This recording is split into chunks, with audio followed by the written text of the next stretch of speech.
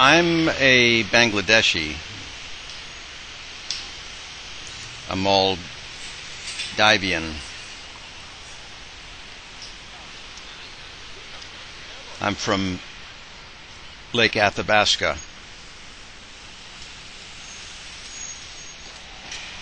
I'm indigenous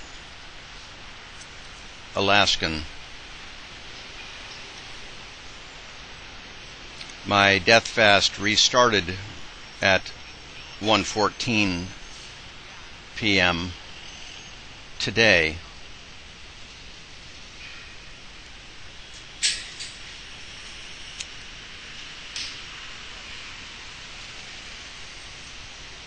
Within a day, or is today, the third of the world's holocausts, the first being in Germany, the second being Hiroshima, and the third being Nagasaki. The fourth will not happen on my watch.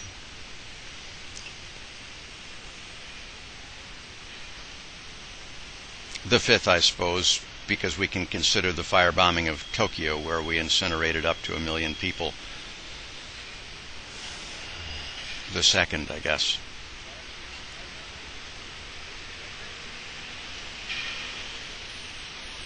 A beloved colleague said to me the other day, "Loving, you've done everything you needed to do." He was referring to 2 books I've just completed. And I responded to him honestly, "I've done 1,000 times what you needed me to do." No discredit to anyone else. No credit to me. I'm just doing what I was put here to do. There's an utterly extraordinary scene in the silly, important little movie Searching for Bobby Fischer. Spoiler alert. This extremely promising young New York City chess player has been under coaching by 2 people, one of whom a really stern bastard like I am.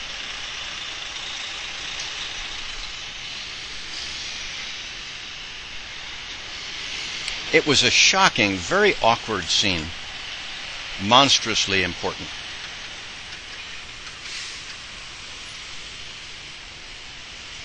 As happens, I guess, in coaching and practice for chess, the board will be set up with a particularly difficult layout, probably from a prior extremely difficult match at a master's level. And the student will be encouraged to take one side or the other and determine the winning move, even though the conclusion might be many, many stages down the way. And this young boy, 12, I guess, an immensely endearing young boy, innocent, is dutifully, deeply pondering the board, and this bastard of an instructor, without warning, sweeps all the pieces off the board.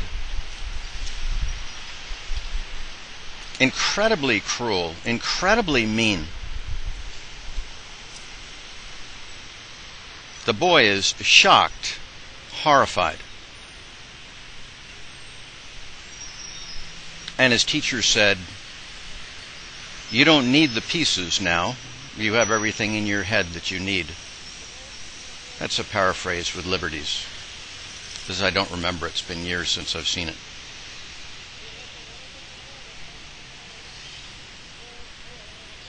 With or without me, you have everything that you need. For the last 15 years, for the last 6 years since Plan B 3.0 came out, since the reports, particularly the Copenhagen diagnosis, Google it, or look at my Tracking Plan B site, came out describing how the 1.5 degrees C maximum needed to be the world's goal, only if we're fricking humans, Only if we're not okay with we Bangladeshis going underwater. Only if we're okay with the island nations not going underwater. I consider that a measure of whether we're still a viable species, whether we're humans or not. You can decide how you want.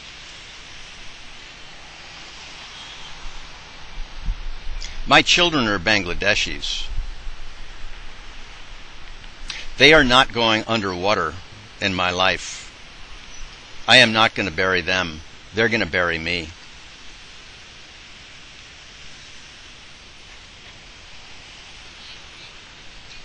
We've had everything we know, and yet we write, we blog, we talk, we do more studies.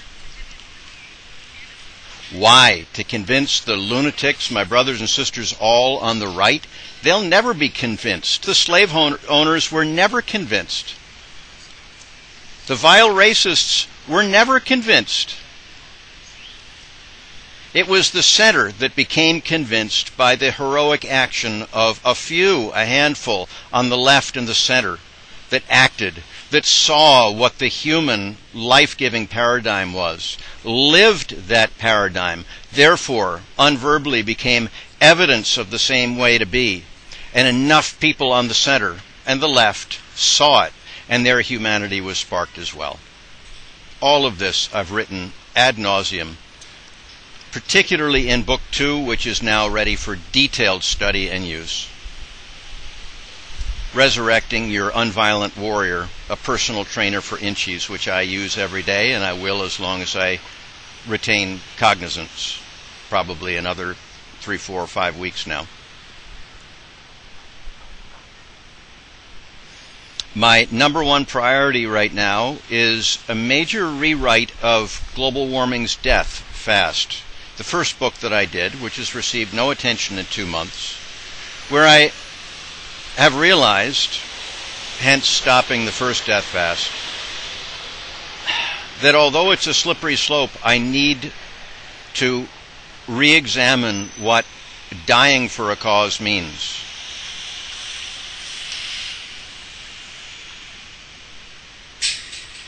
For me, it means restarting the death fast, but that's not the only meaning. I'm wearing a shirt, I don't know if you can see it, which I created about 14 months ago for my first of 2 50-day water-only hunger strikes in front of the White House. Maybe you can see it now. This light is bad. Hopefully you can. It shows Earth burning in a greenhouse, talks about Plan B 3.0 hunger strikes. Well, goddamn it, that was right. And whereas one person on hunger strike is laughable, not even a blip, particularly if they're an American, maybe if they're a Palestinian or somewhere else in the world, but an American on hunger strike in Washington, D.C., yawn, who cares? Death fast, well, pretty much the same thing generally, but there might be a handful of people that get it, particularly if you tell them about it. But dozens, hundreds of people on hunger strike, waves of hunger strikes until the future of humanity is saved. Yes, that's dying for a cause. That's giving everything for a cause. That's giving our lives for a cause, which is what an adaptive species does, which is what every cell in your body does, including the 40 billion that basically self-terminate every day so that your body succeeds. Apoptosis. I've given you 1,000 times more than you need, and you didn't need it to begin with. I've told you the other things that are out there. Joe Rahm's book, Hell and High Water's out there. He just lost the courage of it. He's so used to losing that he lost the courage of it. But it's all about 1.5 degrees C. 350.org, McKibben's book, is all about this. Plan B 3.0, not the cowardly 4.0 or World on Edge, but 3.0 was the roadmap. That hasn't changed. The data's only gotten more dire and more urgent, and pieces have come on our side. It didn't anticipate photovoltaics that were a fraction as cheap as they are right now, near grid parity. He didn't foresee that until 2020. We've got it today thanks to Chinese dumping. We've got wind towers that are headed toward, what, 6, 10, 15 megawatts? He only foresaw 1.5 to 2 megawatts.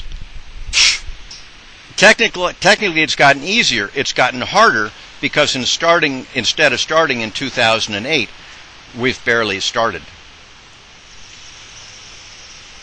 This is a technological yawn. This is an economic no-brainer if the only reason to do this was to make money. It needs to be done now. What did the IEA report? No, the IEA report say 3 days ago, according to an article on the Tracking Plan B blog.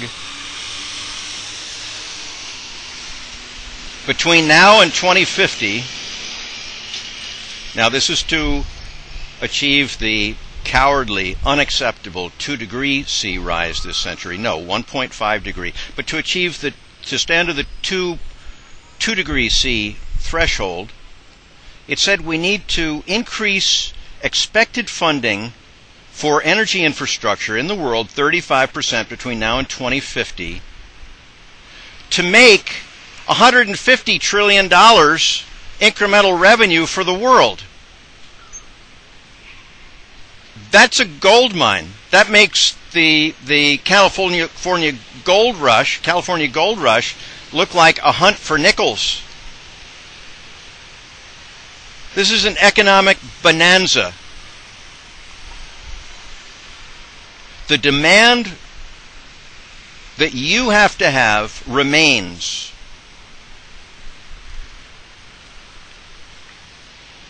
$322 per ton of carbon fuel added at the wellhead, the import port, the well, or the tar mine, our global Auschwitzes, unless and until it is damn absolutely clear it can be less, and we can ramp up to that 322 a ton over 10 to 12 years maximum, and then hold at that level. Not cap and trade, where Wall Street vultures get to manage it. Not carbon tax, where the totally untrustworthy Congress gets their hands on it. Totally dividended out to the people, like Jim Hansen said, or possibly a simple implementation of tax shifting, like Inglis and Schultz are saying. I am now verbally dead to you, friends. That was my intention last hunger strike day one. I violated it. I'm okay with that. It was the right decision, not now. The only people I'll speak to is someone in a CVS when I'm getting vitamin water or electrolyte, zero-calorie electrolytes, Powerade Zero, when I'm talking to my beloved Secret Service when they come by to check on me, or clerks in a store where I'll stop to power up my laptops. If you want to come and sit next to me, fine, but I'll not acknowledge your existence. You shouldn't have time to waste on me. I'm fine. And I don't have time to waste away from my Bangladeshi children, my Alaska Native children, my children of 2050 Earth. You should want me to spend every second on them. And it will be spent, priority one, within the next 2 weeks, rewriting the first book, Global Warming's Death, Fast. And then all of my effort will go into rewriting the monstrously important IEA report that came out in June, but its focus is 2 degrees C. I'm going to rewrite the portions necessary for 1.5 degrees C. And if I live long enough, I'm going to rewrite 3.0, Plan B 3.0. I will be communicating, but not one-on-one. If you care what I have to say, subscribe to the Start Loving blog and the Tracking Plan B blog. You're likely to see updates every day. But with everyone but store clerks and the police, I'm now dead. You can come watch my grave. You can come talk at my graveside. Do I have a death wish? I have a life wish. I want the next 200 billion children of mine to have a life. I want my Bangladeshi children to have a life. And you have every bit of technology you need. You have hundreds of times more energy than you need. You have all of the political map to do it. You have the fee, charge for the dumping fee, the fee and dividend approach, or Inglis's approach. You have the social science. You have the change theory in my book and in looking at any of the historical change agents throughout history, including Tahrir Square last week. You've got everything but the guts. You've got everything but the sanity. And you have that too. You just refuse to use it. You want to talk. You want to plan. It's time to stand up. And by the way, if you come to know of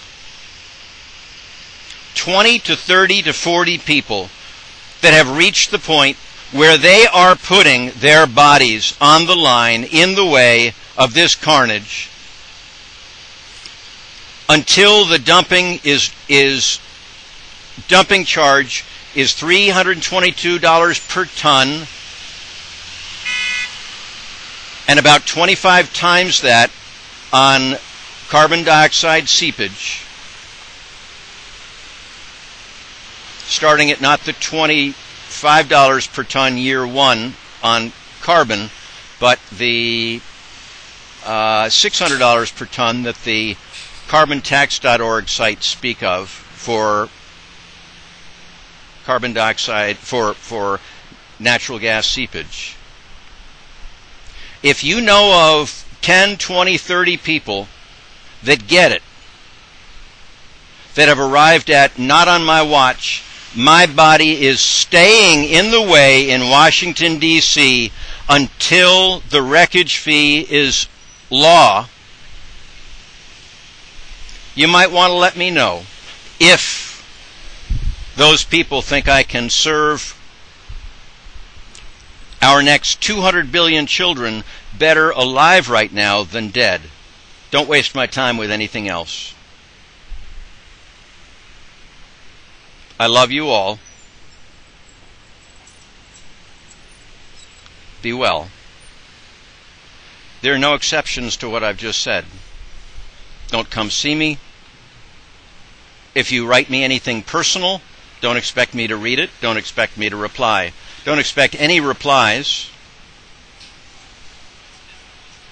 But anyone that has information that I should have relative to those 10, 20, 30 people coming online, I'll read it and factor it into my thinking. Otherwise, go do what our next 200 billion children need from you.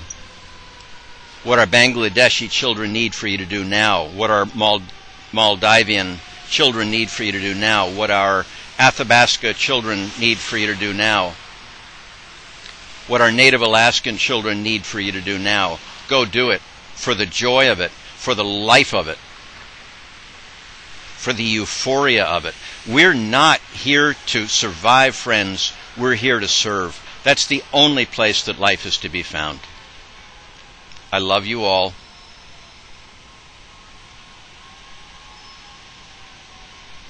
Be with creation. Be with our Creator.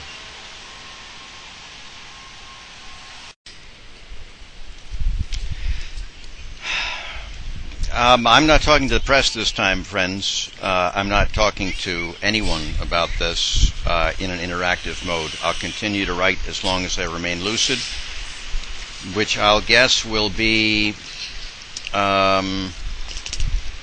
near as I can tell, I've probably got 15 pounds of, I'm probably 15 pounds overweight, maybe less than that. At half a pound a day, that should give me 30 days. In this heat, it might be much, much less that I'm lucid. But I'm not talking to the press. The press has 1,000 times more than they need on my sites, and I'll continue a stream of information there. If the press wants to know more, I can't vouch for what they'd say. I think some of it might be harsh, extremely negative, but in some weird way, there are people that would have relevant things to say about this. Joe Rome, Bill McKibben, Jim Hansen, Lester Brown, Brian Eister,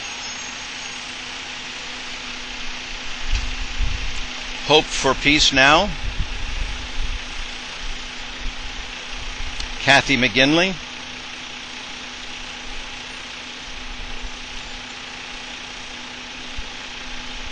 Beverly Austin,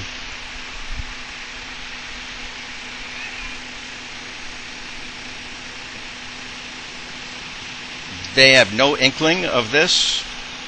We'll never speak about it in writing or words. Some of them are likely to pan with everything they have what I'm doing. They still have insight.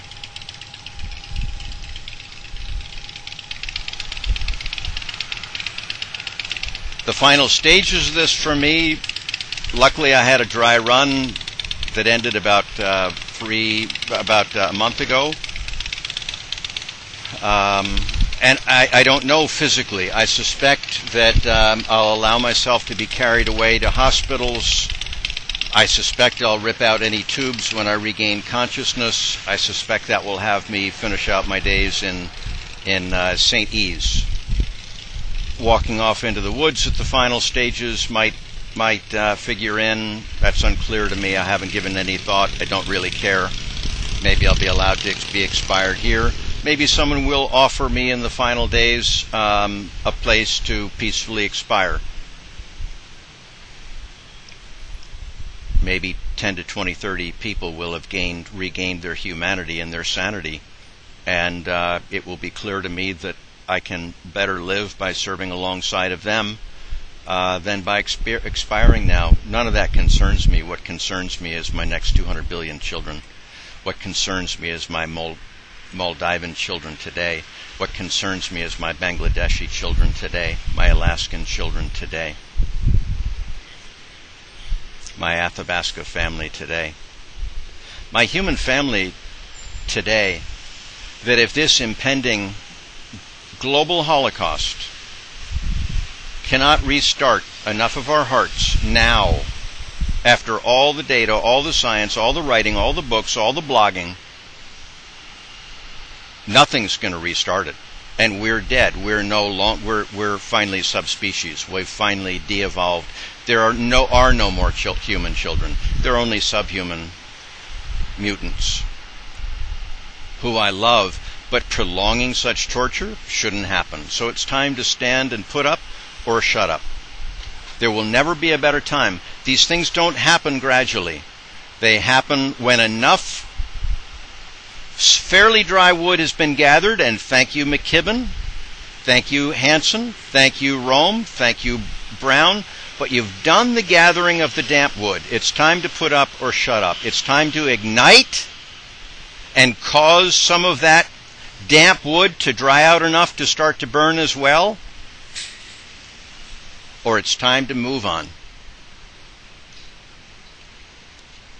It's time to move from author to brother, or you will move from author to auth-whore.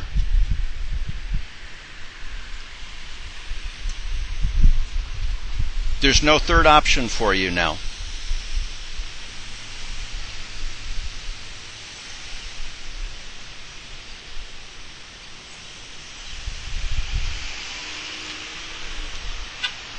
Those with the privilege to know have the duty to act. Blogging is not acting. suiting up and keeping your body, life, limb, treasure, reputation, book contracts, job, career, biological family on the line. That's acting. And you have all the historical models you need. Everything else is deadly cowardice. Those with the privilege to know have the duty to act. Albert Einstein. My problem is not the violent racists. My problem is the good people that say, oh, the cause is so just, but not extreme action, not that fast, we're not ready. There needs to be more talking, more planning, more legislating. Oh, maybe it's going to happen some other way.